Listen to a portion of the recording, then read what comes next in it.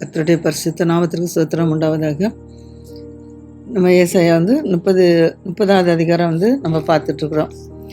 30வது அதிகாரத்தில் என்னென்னா, கர்த்தர் நமக்கு என்ன சொல்கிறாருன்னா, கர்த்தர் உங்களுக்கு இறங்கும்படி காத்திருப்பார் அப்படின்னு சொல்லி பார்க்குறோம்.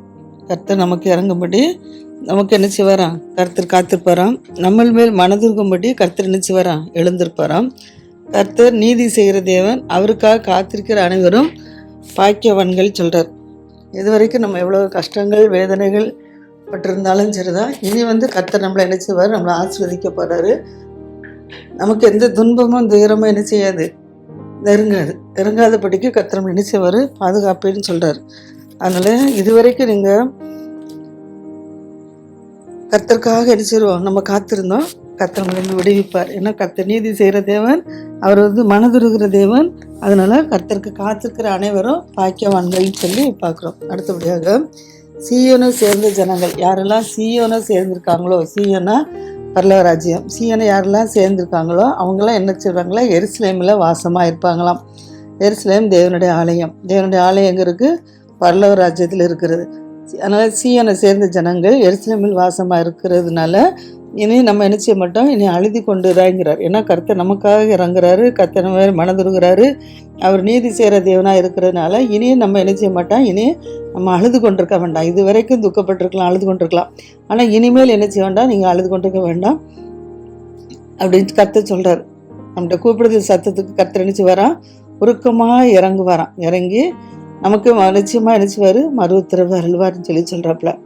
ஆண்டவர் நமக்கு என்ன செய்கிறது? துன்பத்தின் அப்பத்தையும் உபத்திரத்தின் தண்ணீரையும் இதுவரைக்கும் கொடுத்துருக்கலாம்.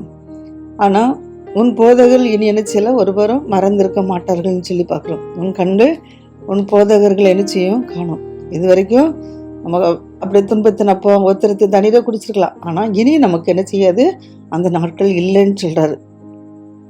நீங்கள் வலதுபுறம் சாயும் போதும் இடதுபுறம் சாயும் போதும் வழி இதுவே, இதில் நடுவுங்கள் என்று சொல்லி உங்களுக்கு பின்னால் சொல்கிற வார்த்தையை உங்களுக்கு காதுகள் கேட்குறாரு.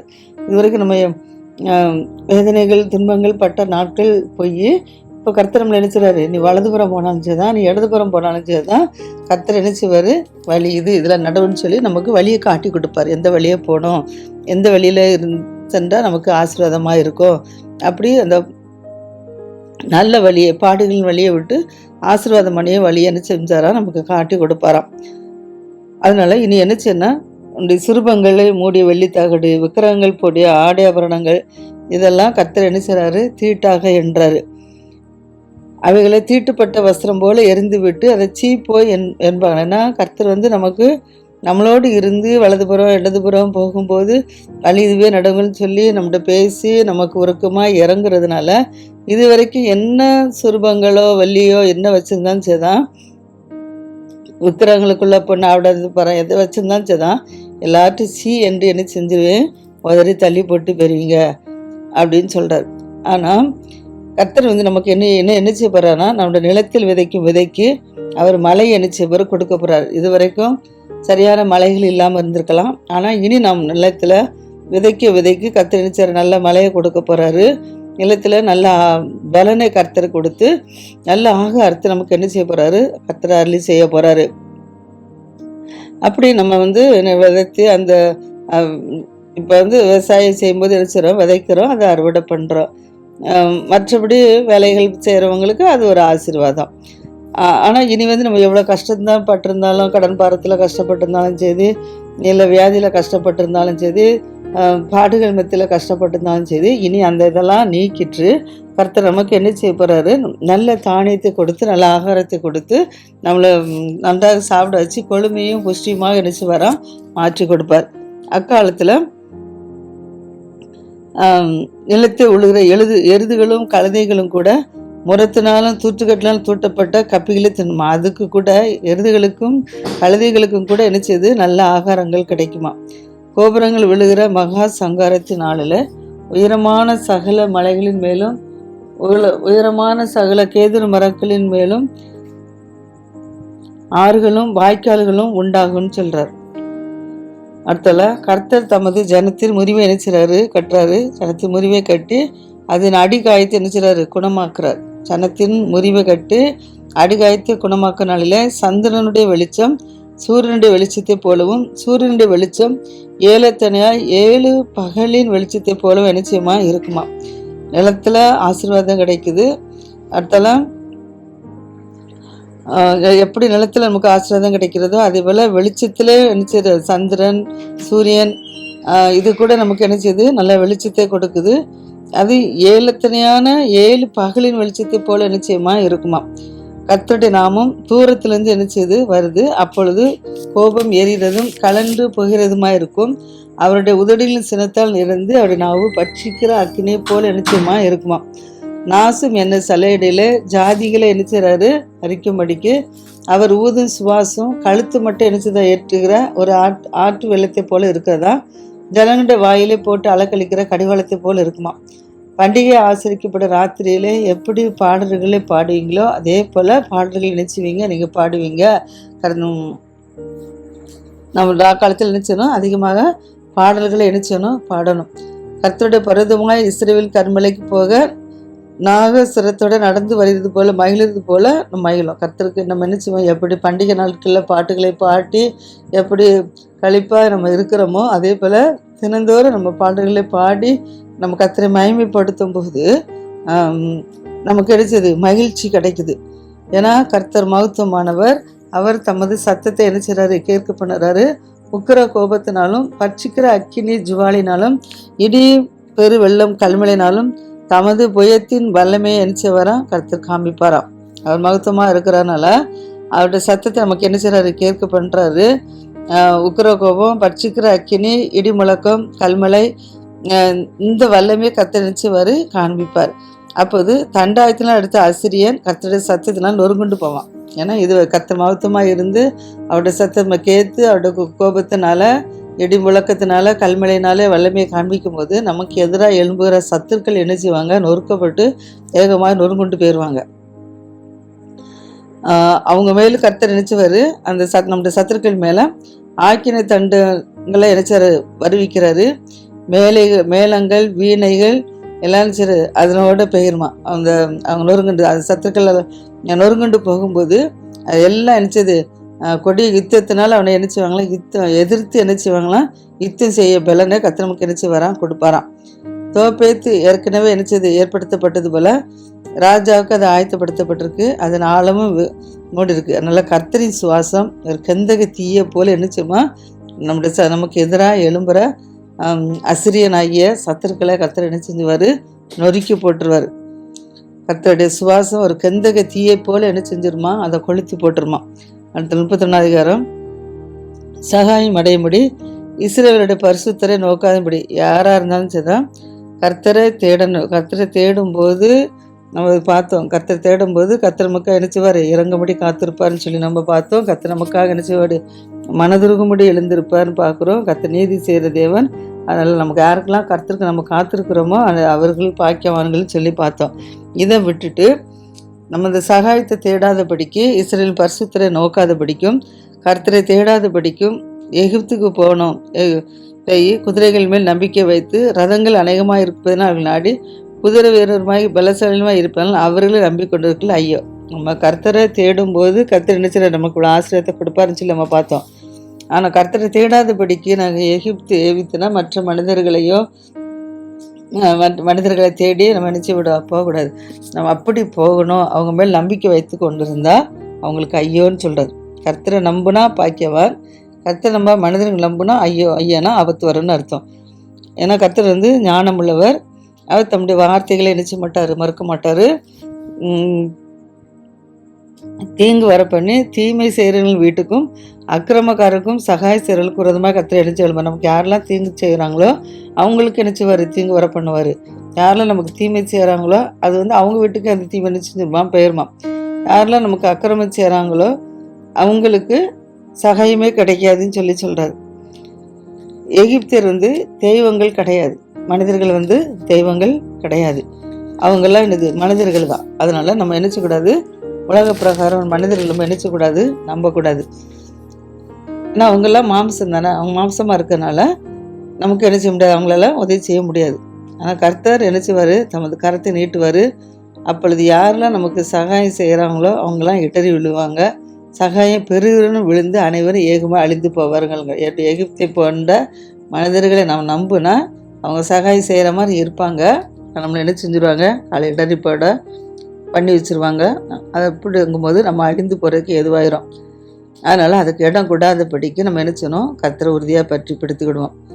இப்போ கர்த்தர் என்ன சொல்கிறாருன்னா, சிங்கமும் பால சிங்கமும் தங்கள் இரையை பிடித்திருக்கும்போது எப்படி கரிச்சித்து தங்களுக்கு விரோதமாக கூப்பிடத்திலான மேய்ப்பரின் சத்தத்தை கலங்காமலும் அவர்கள் அமிலினாலும் பணியாமல் இருக்கிறது போல செயலின் கர்த்தர் சீயோன் மலைக்காகவும் அதன் மேட்டுக்காகவும் நினச்சி வர இறங்கி யுத்தம் பண்ண வரான். பாலசிங்கம் இறைக்காக பிடிச்சி வச்சுட்டு அது நினச்சது சந்தோஷத்தில் நினச்சது கரிச்சிக்குது. அதே போல தான் கர்த்தர் நினச்சிவார். நம்முடைய எதிராளிகளுக்காக கர்த்தர் எழும்பி நமக்காக நினச்சிவார், யுத்தம் பண்ணுவார். அப்போ பறந்து காய்க்கிற பட்சிகளை போல் செயலின் கர்த்தர் நினச்சிவார். எருசலேமில் நமக்கு என்ன செய்வார், ஆதரவாக இருப்பார். அவர் நமக்கு என்ன செய்வார், காத்து தப்பு பண்ணுவார். அடுத்தல கர்த்தர் சொல்கிறாரு, இஸ்ரவேல் புத்திரரை, நம்ம யார், இஸ்ரவேல் புத்திரர்கள். இஸ்ரவேல் புத்திரர் நீங்கள் என்ன செய்யுங்களா, முற்றிலும் வெட்டு விலகினெடுத்து திரும்புங்கிறார். இஸ்ரவேல் புத்திரர் நீங்கள் யாரெல்லாம் கர்த்தரை விட்டு விலகி இருக்கீங்களோ அவங்கள மீண்டும் நீங்கள் என்ன செய்யுங்க, கர்த்தரிடத்துலேருந்து திரும்புங்கிறார். ஏன்னா நம்முடைய பாவங்களுக்கு விரோதமாக அவங்க சேர்ந்து வெள்ளி விற்கிறாங்க, பொன் விற்கிறாங்க. இதெல்லாம் என்ன செய்யணும்னா அந்த காலத்தில் நம்ம என்ன செய்யணும், வெறுத்து விட்டுறணுமா. இதெல்லாம் நம்ம மட்டும் நினச்சக்கூடாது, வைக்கக்கூடாது. அப்படி வச்சா வீரனுடைய பட்டயம் அல்லாத பட்டயத்தால் அசிரியன் என்ன செஞ்சிருவான், விழுந்துருவான். நீசனுடைய பட்டயம் அல்லாத பட்டயமே அவனை என்ன செய்யும், பட்சிக்கும். அவன் பட்டயத்துக்கு தப்ப ஓடுவான். அவன் வாலிபர்கள் நினைச்சுவாங்க, கலைந்து போவாங்க. அவனுடைய கண்மலை பயத்தினால் நினைச்சுமா ஒளிந்து போமா. அவருடைய பிரபுக்கள் கொடியை கண்டு இறைச்சவங்களாம் கலங்குவார்களாம். சீயோனில் நெருப்பையும் எருசலேமில் சூளை முடிய கர்த்தர் நினைச்சாரு சொல்கிறார். அதனால் நம்ம பாவமாக என்னென்ன காரியங்கள் தோன்றுதோ அது எல்லாத்தையும் என்ன செஞ்சிடணும், விட்டு விலகிடணும். விலகும்போது கர்த்தர் ஆசிரியப்பேன்னு சொல்கிறார். அப்போது நம்ம எல்லா பாவங்களையும் விட்டு நமக்கு கர்த்தருக்கு பயந்து நம்ம வாழும்போது கர்த்தர் நமக்கு நினைச்சுவார், ஒரு ராஜாவாக இருக்கிறாரு. நமக்காக நினைச்சாரு, நீதிக்காக நினைச்சாரு, நமக்காக அரசாள்றாரு. பிரபுக்கள் நியாயமாக நினைச்சுவாங்க, நமக்காக துரைத்தனம் பண்ணுவாங்க. அவர் கர்த்தர் நினைச்சாரு, காற்றுக்கு ஒதுக்காகும். ஒரு காற்று அடிக்கும் போது எப்படி ஒதுங்கி இருந்து பாதுகாப்பாக இருக்கும்னா அப்படி ஒதுக்கமாக வைப்பாராம். பெருவெள்ளத்துக்கு புகலிடமாக நினச்சி வரமுல வைப்பார். பெருவெள்ளம் வருது, இப்போ பெருசல் பக்கம் அங்கங்கே மழை பெஞ்சு அழிவு வருது. ஆனால் கர்த்தருடைய பிள்ளைகள்லாம் பார்க்குறோம், பாதுகாக்கப்படுறதும் பார்க்குறோம். அதே போல் பெருவெள்ளத்துக்கு கர்த்தர் நினச்சி வரான், நமக்கு புகலிடமாக இருப்பாராம். வறண்ட நிலத்துக்கு நினச்சி வரான், ஒரு நீர்க்கால்களாக இருப்பாராம். விடத்த பூமிக்கு ஒரு பெருங்கடை நிழலாக நினச்சி இருப்பாராம். அப்பொழுது காண்கிறவரின் கண்கள் என்ன செய்யுது, மங்களாயிராதுன்னு சொல்லி பார்க்குறோம். கேட்கிறவர்கள் செவிகள் கவனித்தே நிச்சயமாக இருக்குமா. பதற்றம் உள்ளவர்கள் இருதயம் அறிவை நிச்சயமா உணர்ந்து கொள்ளுமா.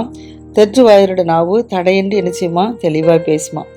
யாரெல்லாம் பதற்றமாக இருக்காங்களோ அவங்களுடைய இருதயம் கூட நிச்சயமா அறிவை உணர்ந்து கொள்ளும். தெற்று வாயருடைய நாவு தடையின்றி தெளிவாக பேச. தெற்று வாயினா சரியாக பேச முடியாது, கொஞ்சம் பேசணும்னு சொல்லாங்களாம். அப்படிப்பட்டவங்க கூட தெளிவாக நிச்சயவாங்களாம், பேசுவாங்களாம். அடுத்தல மூடன் இனி என்ன செய்ய மாட்டான், இனி தயாளன் என்று என்ன செய்ய மாட்டானா, அவன் மதிக்கப்பட மாட்டானா. லோபி இனி என்ன செய்ய மாட்டான், ஒரு உதாரணம் என்ன செய்ய மாட்டானா, சொல்லப்பட மாட்டானா. ஏன்னா மூடன் நினைச்சிடறான், மூடத்தனத்தை நினைச்சிடறான், பேசுகிறான். மூடத்தனத்தை பேசுகிறான். அவன் இருதயம் என்ன செய்யுது, அநியாயத்தை தான் என்ன செய்ய நடப்பிக்கும். அவன் மாயம் பண்ணுறான், கர்த்தருக்கு விரோதமாக நினைச்சிடறான், விரதம் பேசுகிறான். பசியில் ஆத்துமாயை வெறுமையாக வைத்து தாகம் உள்ளவனுக்கு தாகம் தீர்க்காதிருக்கிறான். யார், மூடன். மூடத்தனத்தை தான் பேசுகிறான். அவன் இது இருதய அநியாயத்தை நடப்பிக்கிறது. அவன் கர்த்தருக்கு விரோதமாக நினைச்சிடறான், விரதம் பேசுகிறான். பசியில் ஆத்துமாவை என்ன செஞ்சிடறான், வெறுமையாக விட்டுறான். தாகம் உள்ளவனுக்கு நினைச்சிடறான், தாகம் தீர்க்க மாட்டேக்கான். இப்படி மூடன் நினைச்சிடறான் இருக்கிறானா. அடுத்தபடியாக லோபி நினைச்சிடறானா. லோபிக்கு எத்தனங்கள் பொல்லாதவைகளாம். ஏழைகள் நியாயமாய் பேசும்போது அந்த கள்ள வார்த்தைகளால் எளியவர்களை கெடுக்கும்படி தீவுகளை யோசிக்கிறானா. அவன் தான் லோபி. மூடன் தயாள்னு சொல்லி அழைக்கப்பட மாட்டாதது போல லோபி ஏழைகளை நியாயமாக பேசும்போது கூட என்ன செய்கிறான், ஏழைகள் நியாயம் பேசும்போது அவன் கள்ள வார்த்தைகளால் எளியவர்கள் என்ன செய்கிறான், கெடுக்கிறான். கெடுத்து தீவனைகளை என்ன செய்கிறான், யோசிக்கிறான். தயான கொள்ளமுள்ளவன் தயால மனைவிகளை என்ன செய்கிறான், யோசிக்கிறான். தயான கொள்ளமுள்ளவன் தயான உள்ளதை யோசிக்கிறான். தயான மலையில் நிலச்சி அணைச்சிடறான், எடுத்துருக்கிறான். ஆனால் லோபி அப்படி இல்லை. சுகசீவிகளாகிய ஸ்திரீகளே எழுந்திருந்து என் வார்த்தைகளை கேளுங்கிறார். சுக ஜீவிகளாக யாரெல்லாம் ஜீவிக்கிறாங்களோ இந்த ஸ்திரீகளை பார்த்து கர்த்தர் என்ன சொல்கிறாருன்னா, நீங்கள் எழுந்திருந்து என்னுடைய வார்த்தைகள் நீங்கள் என்ன செய்யுங்க கேளுங்க. நிர்விசமான குமாரத்திகளே என் வசனத்துக்கு செவி கொடுங்கிறார். சுகபோகமாக வாழ்கிறதில் உயிரோட செத்தவள்னு சொல்லி வசனத்தை பார்க்குறோம். அதே போல் ஜீவிகளாக இருக்கிற ஸ்திரீகளாக நினச்சிருமா எழுந்து கர்த்தருடைய வார்த்தையை நினச்சிருமா கேட்டு மனம் திரும்பணுமா. நிர்விசாரமான குமார்த்திகளே வசனம் செய்யணுங்க. நிர்விசாரமாக எதை எடுத்தாலும் நிர்விசாரத்தை போல் இருக்கிறாங்களோ அவங்களே நிச்சயமா கர்த்தருடைய வசனத்துக்கு நிச்சயமா செவி கொடுக்கணுமா. நிர்வாசகர்களின் ஒரு வருஷமும் சில நாட்களுமே நினைச்சுவீங்க தத்தளிப்பீங்க. நிர்வசாரமாக இருந்தால் ஒரு வருஷம் சில நாட்களும் தத்தளிப்பீங்க. திராட்சரசன் பலன் கூட உங்களுக்கு என்ன செய்கிறோம் அற்று போயிடும். அறுப்பு காலம் உங்களுக்கு வராது அப்படின்னு சொல்கிறாரு. அதனால் நிர்விசாரமாக இருக்காதபடிக்கு இருக்குன்னு சொல்லி கர்த்தர் சொல்கிறார். சுகஜீவியாக இருக்கக்கூடாது, லோபியாக இருக்கக்கூடாது, மூடனாக இருக்கக்கூடாது. அடுத்தல சுகஜீவிகளை பார்த்து கர்த்தர் என்ன சொல்கிறாருன்னா, அங்கே சுகஜீவிகளை வந்து கர்த்தருடைய வார்த்தையை நீங்கள் கேளுங்க, நிர்வசமான குமாரத்திலே கர்த்தருடைய வசனத்துக்கு செவி கொடுங்கன்னு சொல்லி பார்த்துரும். இப்போ கர்த்தர் சொல்கிறாரு, சுகஜீவிகளாக இருக்கிறவங்க என்ன செய்யணுமா, கர்த்தருடைய வார்த்தைக்கு என்ன செய்யணும், நடுங்கணுமா. அங்கே வார்த்தையும் வசனத்தையும் கேட்க சொல்லி செவி கொடுக்க சொல்கிறாரு. இங்கே எடுத்தது வார்த்தைக்கு வசனத்துக்கு நடுங்க சொல்கிறாரு. நடுங்கி தத்தளிப்போடு என்ன செய்யணுமா, நம்மளுடைய உடைய உரிந்து கலைந்து போட்டு அரை ரெட்டை கழிங்க. அடையணும்னா பாவமாகி ஏதாவது பாவத்தில் இருந்தோன்னா அந்த பாவத்தை களைஞ்சி போட்டுட்டு உபவாசம் இருந்து என்ன செய்யணும், நம்ம ஜெபிக்கணுமா.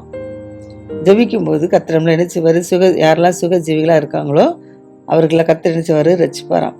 அந்த சமயத்தில் செழிப்பான வயல்களின் மித்தம் கனிதர திராட்சை செடியில் மித்தம் அவங்க என்ன செய்வாங்களாம், மாரடித்து புலம்புவாங்களாம்.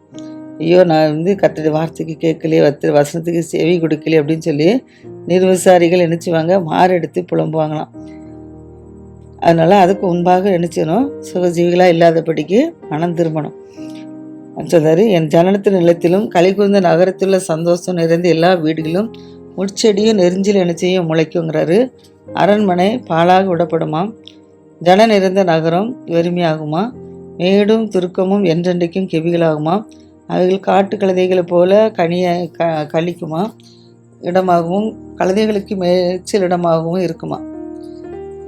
சிவகளாய் இருந்து கர்த்தருடைய வார்த்தை கீழ்ப்படியாதபடிக்கு வசனத்துக்கு கீழ்ப்படி இல்லாமல் இருந்து வாசம் இருந்து ஜெபிக்காமல் இருந்தால் அரண்மனை கூட என்ன செய்யுமா, பாழாய் விடப்பட்டுருமா. ஜனம் இருந்த நகரம் கூட வெறுமையாக போயிருமா. மேடும் துருக்கும் கூட இல்லாதபடிக்கு அது என்ன செஞ்சு ஒரு கெபியாக மாறிடுமா. காட்டு கழுதைகளை சஞ்சரிக்கக்கூடியவும் மேய்ச்சல் மேய்கிற இடமாக என்ன செஞ்சிருமா, மாறிடுமா. ஆனால் உன்னதத்திலேருந்து நம்ம ஆவி ஊற்றப்பட மட்டும் நினச்சிருமா அப்படியே இருக்குமா. எப்போ மனம் திரும்புகிறோமோ அது வரைக்கும் இந்த இருக்குமா. ஆனால் நம்ம மனம் திரும்பிட்டோம் அப்படின்னா உன்னதத்திலேருந்து ஆவி ஊற்றப்பட போது நமக்கு என்ன செய்யுது, நம்முடைய வயல்வெளி வனாந்தரம் என்னச்சது ஒரு செழிப்பான வயல்வெளி ஆகிடுது. செழிப்பான வயல்வெளி என்னச்சது ஒரு காடாக எண்ணப்படுறது. வனாந்தரத்தில் நியாயம் என்னச்சது வாசமாக இருக்கும். வனாந்தரத்தில் கூட நியாய வாசமாக இருக்குது. செழிப்பான வயல்வெளியில் நீதி நிச்சயமா தங்கி தரிக்குமா. நீதியின் கிரியனது ஒரு சமாதானத்தை கொடுக்கு. நீதியின் பலன் என்றென்றைக்கும் உள்ள அமெரிக்கையும் சுகமாக இருக்கிறதாம். அதனால் உன்னதத்தில் ஆவி ஊற்றப்படத்தக்கதாக நம்ம என்ன செய்யணும், கர்த்தருக்கு ஒப்பு கொடுக்கும் போது பரிசுத்த ஆவியானவர் நம்ம இறங்கும் போது நம்முடைய செழிப்பான வனாந்திர செழிப்பான வயல்வெளியாக மாறுது. செழிப்பான வயல்வெளி காடாக மாறுது. வனாந்திரத்தில் கூட நியாயவாசமாக இருக்குது. செழிப்பான வேலை நீதி தங்கியிருக்கு. நீதியின் கிரியனது ஒரு சமாதானம் கிடைக்குது. நீதியின் பலம் என்றுமுள்ள அமெரிக்கும் சுகமாக கிடைக்கு. என்றாலும் சமாதான தாபரங்களிலும் நிலையான வாசகங்களும் அமைதியாக தங்க இடங்களிலும் குடியிருக்குங்கிறார். ஆனாலும் காடு அழிய கல்மழை நிச்சயமா பெய்யுமா. காடு அழிகிறதுக்கு கல்மழை பெய்யுமா. அந்த நகரம் மகா தாழ்வாய் நிச்சயமா தாழ்ந்து போமா. மாடுகளையும் கழுதைகளையும் நடத்தி கொண்டு போய் நீர்வளம் பொருந்திய இடங்களெல்லாம் விதைக்கிற நீங்கள் பாக்கியவான்கள் சொல்கிறாரு. கர்த்தருடைய பரிசுத்த ஆவியான நம்ம மேலே இறங்கிட்டார் அப்படின்னா காடுகளை கூட அழிக்க கல்மழை பெஞ்சு அழிச்சு போட்டு அழிமா. மாடுகள் கழுதைகள் எல்லாம் அது நடத்தி கொண்டு போக நீர்வழியும் பொருந்த இடங்கள் எல்லாம் விதைக்கிற நீங்கள் பாக்கியவான்கள்ங்கிறார். அந்த கர்த்தர் நம்மளை நினைச்சுவார், ஆசீர்வதிப்பாராம். அதில் கொள்ளையிடப்படக்கூடாது. கொள்ளையிடப்படாது இருந்தும் கொள்ளையிடுகிறவன், யாரெல்லாம் கொள்ளையிடப்படாமல் இருக்காங்களோ அவன் கொள்ளையிடப்படுறான். துரோகம் பண்ணுறவங்களுக்கு, யாரெல்லாம் துரோகம் பண்ணுறாங்களோ அவங்களுக்கு ஐயோன்னு சொல்கிறார். மற்றவர்களை கொள்ளையடிக்கக்கூடாது, மற்றவர்களுக்கு துரோகம் பண்ணக்கூடாது. அப்படி செஞ்சால் அவங்களுக்கு ஐயோன்னு கர்த்தர் சொல்கிறார். அப்படி எப்படி எதிலெல்லாம் கொள்ளையிட்டோமோ அந்த கொள்ளை, அதே போல் நம்மள்கிட்ட உள்ள பொருட்கள் என்ன செஞ்சுமா கொள்ளையிடப்பட்டுருமா. நான் மற்றவருக்கு துரோகம் பண்ணால் அந்த துரோகம் நம்மள திருச்சிருமா முடிஞ்சிருமா. அதனால் மற்றவர்களை கொள்ளையிடக்கூடாது, மற்றவருக்கு துரோகம் பண்ணிச்சக்கூடாது, பண்ணக்கூடாதுன்னு கர்த்தர் சொல்கிறார்.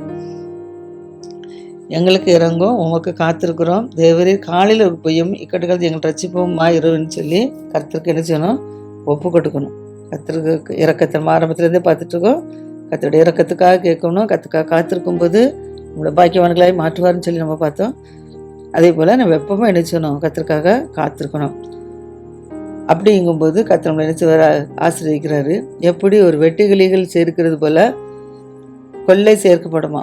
ஒரு வெட்டுக்கிளிகளை சேர்க்கறது போல் யார் கொள்ளை அடித்தா அந்த கொள்ளை பொருள் நினைச்சதுமா சேர்க்கப்படுமா. வெட்டுக்கிளிகளை குதித்து திரிகிறது போல் மனுஷர்கள் அது மேலே இந்த கொள்ளை பொருள் மேலே நினைச்சுவாங்களாம், குதித்து திரிவாங்களாம். கர்த்தர் நினைச்சார் உயர்ந்தவராக இருக்கிறார். அவர் உன்னதத்தில் நினைச்சார் வாசமாக இருக்கிறார். அவர் சீயோன நியாயத்தினால நீதினால நினைச்சாராம் நிரப்புறாராம். பூரண ரட்சிப்பும் ஞானமும் அறிவும் காலங்களுடைய உறுதியாக இருக்கும். கர்த்தருக்கு பயப்படுதல் அதன் பொக்கிஷங்கிறார். நம்ம கர்த்தருக்கு பயப்படும் போது நமக்கு என்னது, பூரண ரட்சிப்பு கிடைக்குது, ஞானம் கிடைக்குது, அறிவு கிடைக்கிறது, நம்முடைய கால்கள் நினைச்சது ஒரு உறுதியாக இருக்கிறது. ஆனால் கர்த்தருக்கு பயப்படும் போது நமக்கு பொக்கிஷசாலியாக இருந்து நம்ம நினச்சிவார் பாதுகாப்பார். அவருடைய பராக்கிரமசாலிகளை கூட நினச்சிவாங்களாம், வெளியில் அலறுவாங்களாம். சமாதானத்து ஸ்நானபதிகள் நினச்சிவாங்களாம், மன கசந்து அழுவாங்களாம். எதுக்குன்னா பல பாதைகள் பாழாகி போயிட்டு வழிபோக்கர் இல்லை, கர்த்தர் உடன்படிக்கை மீறிட்டாங்க, நகரங்களை எழுச்சி பண்ணிட்டாங்க.